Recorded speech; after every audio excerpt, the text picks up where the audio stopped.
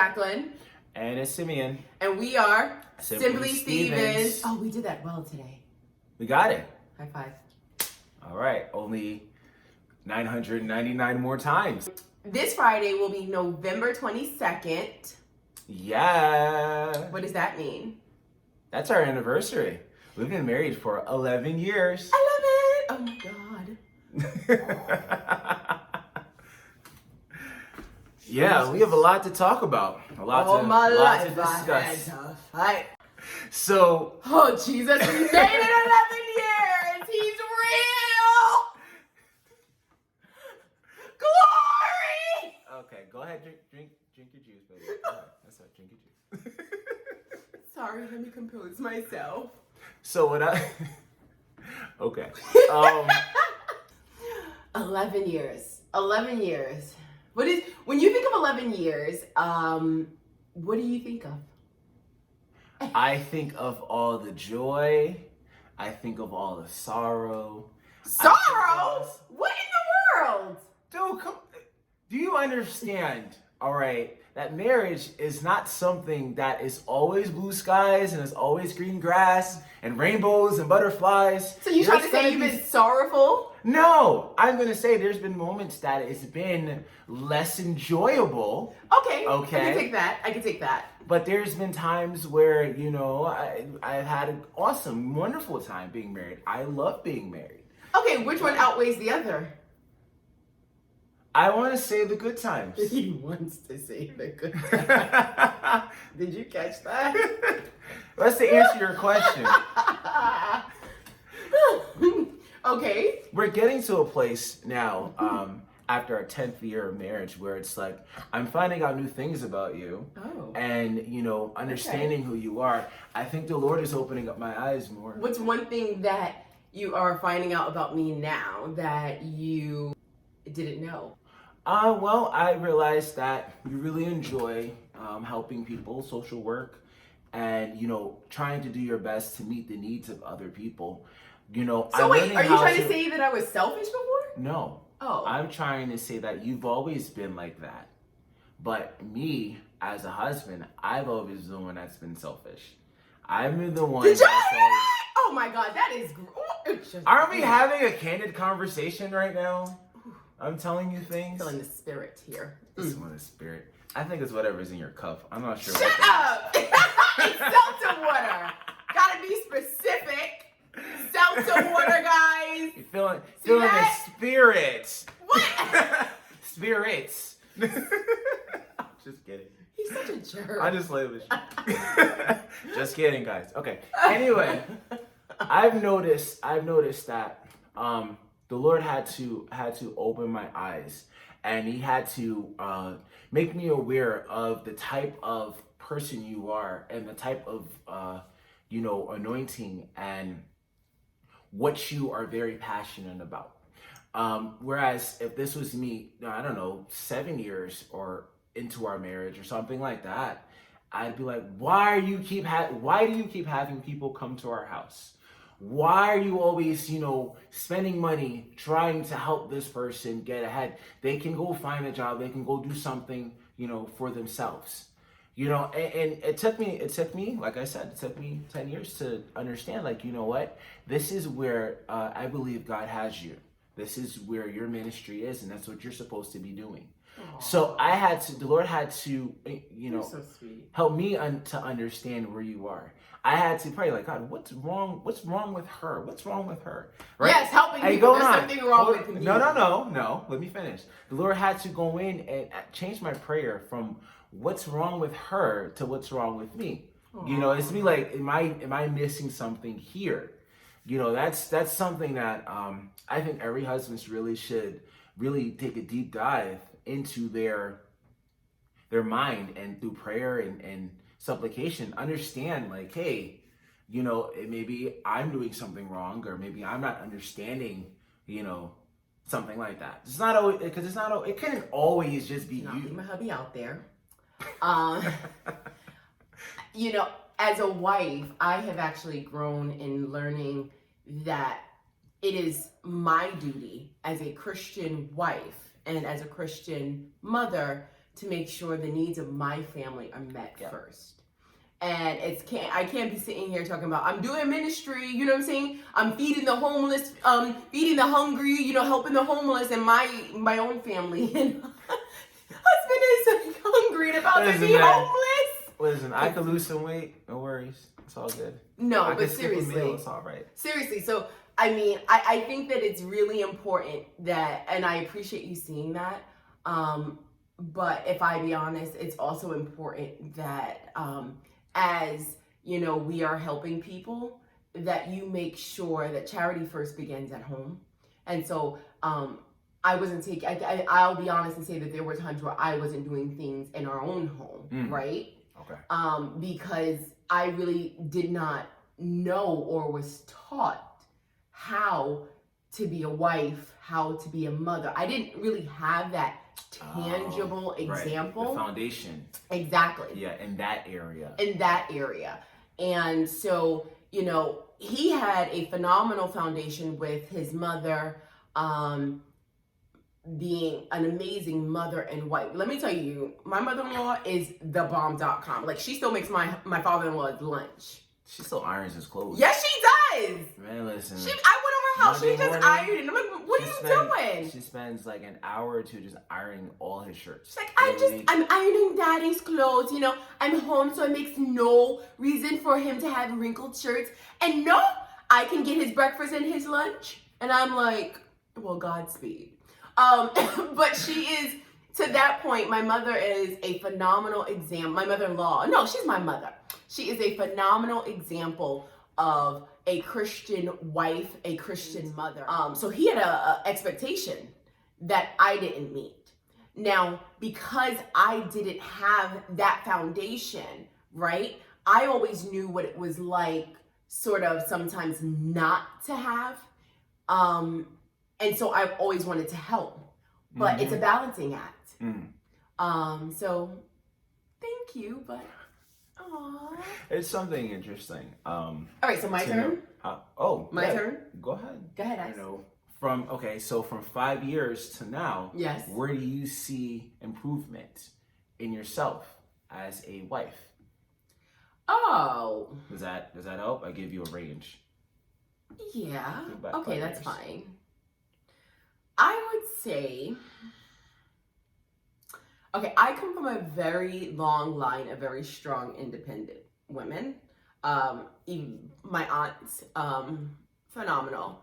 But what I didn't see, how honorable and how much of a joy it is to serve my husband, to serve your husband. And so I used to be like, you can do that yourself. Go! Like, why? You want me to get you a plate? For what? You know? Although my grandmother, that was one thing my grandmother, she used to serve him like he was her husband. She wouldn't even be serving my grandfather, but she'd be serving him. And I was like, I'm good. But to that point, it really is an honor to serve my husband. And so I think where I've grown is I don't mind getting your plate. I don't mind sort of trying to help you out where, you know, a helpmeet should be helping. Oh. So, you know, he is my king.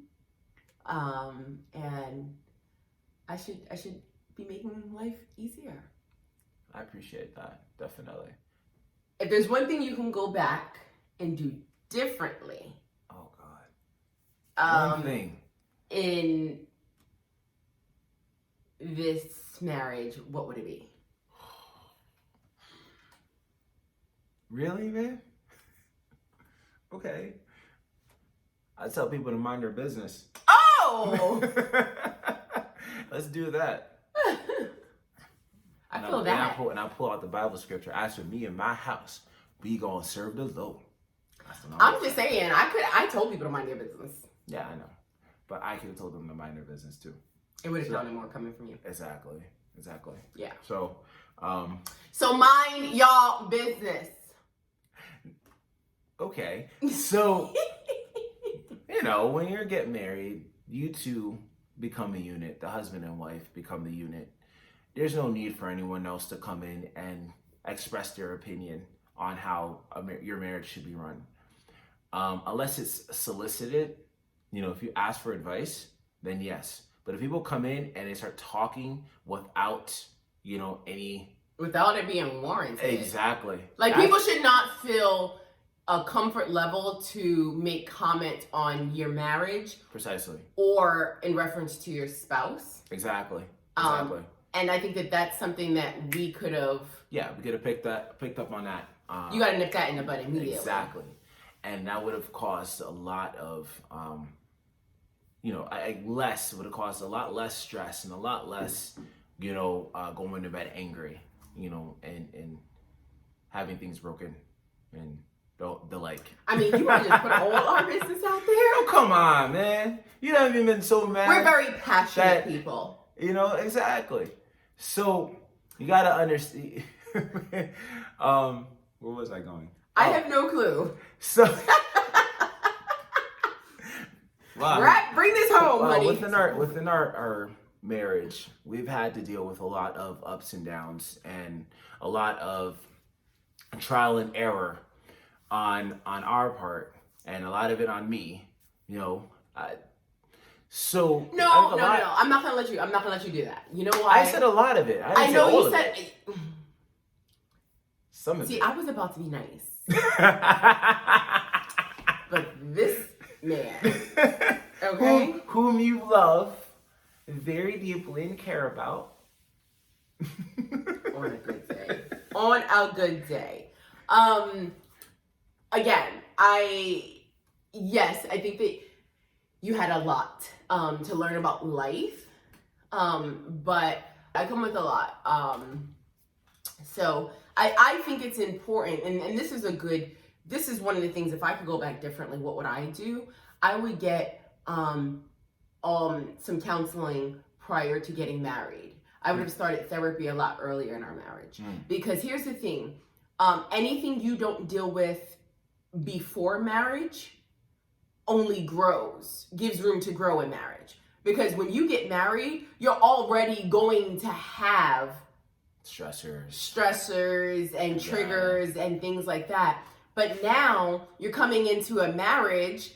If you haven't dealt with personal things prior to the marriage, now you're bringing all your personal baggage and expecting your spouse to make up the difference that other people have lacked in.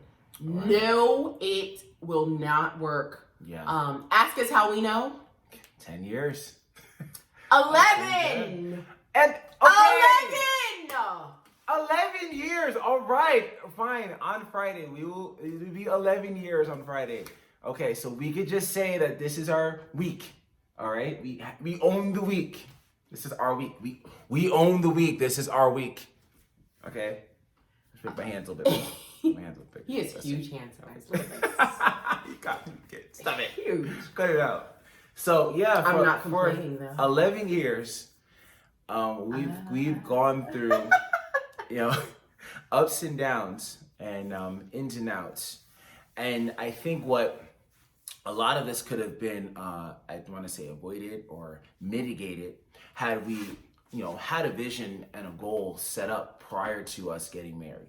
And this is where communication and talking to your spouse comes in handy. Let me tell you, there is no thriller, no adventure ride more adventurous than marriage. But I think if you go into the marriage with the right mindset, the right tools, that regardless of the highs, the lows, that you can definitely survive them.